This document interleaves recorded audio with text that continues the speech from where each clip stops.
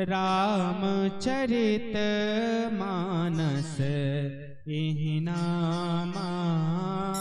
रामचरित मानस एहि नामा।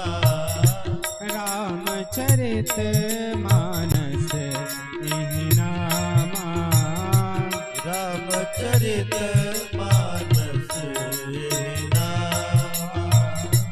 सुनत श्रवण पाई विश्रामा। सुनत श्रवण पाई विश्रामा।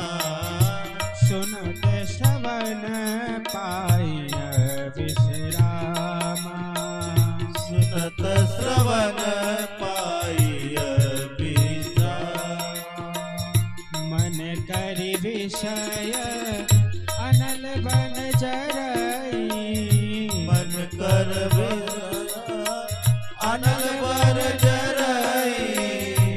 मन कर विषय अनल बन जरई। मन कर विषय अनल बन जरई। होहि सुखी जो एहि सर परई। होय सुखी जो यही सर परई। होई सुखी जो एहि सर परई। होय सुखी जो यही सर परई। होई सुखी जो एहि सर परई। होय सुखी जो यही सर परई। रामचरितमानस एहि नामा। इस चरित्र का नाम क्या है? रामचरित मानस एहि नामा। एहि यानी यह, नामा यानी नाम। इसका नाम है रामचरितमानस। इस चरित्र, इस कथा का नाम है रामचरितमानस। और इसको सुनने से क्या होता है? सुनत श्रवण पाई विश्रामा। सुनत यानी सुनने से, श्रवण यानी कान को श्रवण कहते हैं। कान को क्या कहते हैं? श्रवण। यानी जब हम इस कान के माध्यम से सुनते हैं तो पाई विश्रामा, तो हम विश्राम को पा लेते हैं। विश्राम क्या होता है? विश्राम यानी आराम। विश्राम, विश्राम का अर्थ होता है आराम। विश्राम को प्राप्त कर लेते हैं।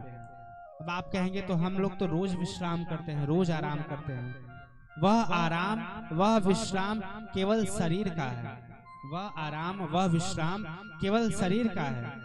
बड़े बड़े धनियों के पास में अच्छे अच्छे गद्दे हैं, अच्छे अच्छे तकिए हैं, अच्छे अच्छे बिस्तर हैं, पर उन बिस्तरों पर नींद नहीं आती। क्यों? क्योंकि उनका मन जो है वह विश्राम को प्राप्त नहीं हुआ। उनका मन उलझन है, उनका मन भटका हुआ है, उन्हें नींद नहीं आती है। उन्हें दिन रात कोई ना कोई टेंशन, कोई ना कोई चिंता सताती रहती है। तो गोस्वामी तुलसीदास जी कहते हैं सुनत श्रवण पाए विश्रामा। यानी जब इस कथा को हम श्रवण करते हैं तो हमारा जो मन है वह विश्राम अवस्था को प्राप्त कर लेता है। और जब यह मन विश्राम करता है तभी हमारे शरीर को भी आराम मिलता है। और मन विश्राम कैसे करेगा? आपसे एक बात बताएं। एक जंगल है, क्या है? एक जंगल है और उस जंगल में एक हाथी है। उस जंगल में एक हाथी है और उस जंगल में अचानक आग लग जाती है। उस जंगल में क्या होता है? अचानक आग लग जाता है तो वह हाथी जंगल के चारों दिशाओं में भटकता है कि हमें इस आग से राहत मिल जाए, उस आग की लपट से हमें राहत मिल जाए, इस आग के जलन से हमारे हृदय को शांति मिल जाए। परंतु उस हाथी को कहीं शांति मिलती नहीं है। पर वह हाथी करता क्या है? धीरे धीरे उसे एक सरोवर मिलता है। सरोवर का अर्थ होता है तालाब। उसे एक तालाब मिलता है और उस तालाब में हाथी जा करके बैठ जाता है। अब आप बताइए, जब हाथी तालाब में बैठ जाएगा तो जंगल की आग उस हाथी का कुछ बिगाड़ पाएगी? कुछ नहीं बिगाड़ पाएगी। अब वह हाथी सोचता है कि यह जंगल भले ही जल करके राख हो जाए, यह आग हमारा कुछ बिगाड़ नहीं पाएगा। और वह हाथी कोई और नहीं है, वह हाथी हमारा मन है। वह हाथी क्या है? वह हाथी हमारा मन है, और यह जंगल, वह जंगल यह संसार है। वह जंगल क्या है? यह संसार है। और आग क्या है? इस संसार में जो अनेक कामनाओं की आग लगी हुई है कि आज ये करना है, आज वो करना है। काम, क्रोध, मद, लोभ, ये सब अवगुणों की आग लगी हुई है। और इसी आग में यह हमारा मन दिन रात जलता रहता है, दिन रात जलता रहता है। इस मन को कभी शांति नहीं प्राप्त होती है। इस मन को शांति कब मिलेगी?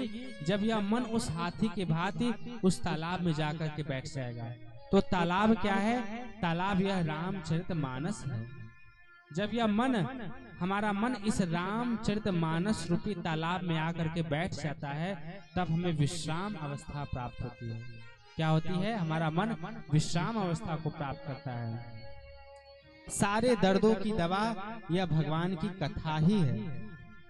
सारे दर्दों की दवा, सारे चिंताओं का दवा यह भगवान की कथा ही है। एक संत बताते हैं कि वह कथा करते थे, और एक व्यक्ति थे, वह प्रत्येक दिन सबसे पहले कथा में आकर के बैठ जाते थे। और जब वह महात्मा कथा कहते थे तो वह पूरी कथा में केवल सोते रहते थे, और ऐसे सोते थे कि उनकी खर्राटे जोर जोर से सुनाई देती थी। वह कथा बिल्कुल नहीं सुनते थे। वह कथा में आकर के पूरे 3 घंटे केवल सोते ही रहते थे। और जब 1 दिन, 2 दिन, 3 दिन, 9 दिवस यानी 8 दिन तक केवल कथा में सोते ही रह गए। और 9वें दिन वह महाराज जी के पास जाकर के बोले, महाराज जी आज आपकी कथा अंतिम है। महाराज जी बोले, हाँ आज तो कथा अंतिम है। महाराज जी कथा में बहुत आनंद आया। हम तो विचार कर रहे हैं कि आपकी कथा में ही रहें, आपकी कथा में ही रहें, और आपकी जहाँ कथा वहाँ पे भी हम पहुँचे और आपकी कथा को ही सुने। महाराज जी बोले, आप कथा को सुने ही कहाँ, आप तो पूरी कथा में केवल सोते ही रह गए। 8 दिनों तक सोते रहे, आज अंतिम दिवस है, आज भी सोएंगे। तो महाराज जी बोले, वह भक्त बोले, महाराज जी हमें सोने के लिए नींद की दवा खानी पड़ती थी, हमें सोने के लिए नींद की दवा खानी पड़ती थी, परंतु धन्य है आपकी कथा कि आपकी कथा में जब से आए हैं तब से हमें नींद की दवा खानी नहीं पड़ती। ये कथा के शब्द, सत्संग के शब्द हमारे कान में पड़ते ही हमारे मन को इतना आराम, इतना विश्राम मिलता है कि सारी चिंताओं को हम भूल जाते हैं, और इतना आराम मिलता है कि हम इस कथा में सो लेते हैं। जब से आपकी कथा प्रारंभ हुई है तब से हमें नींद की दवा खाने की जरूरत नहीं पड़ी। यह कथा हमारे मन को विश्राम, आराम देने वाली है।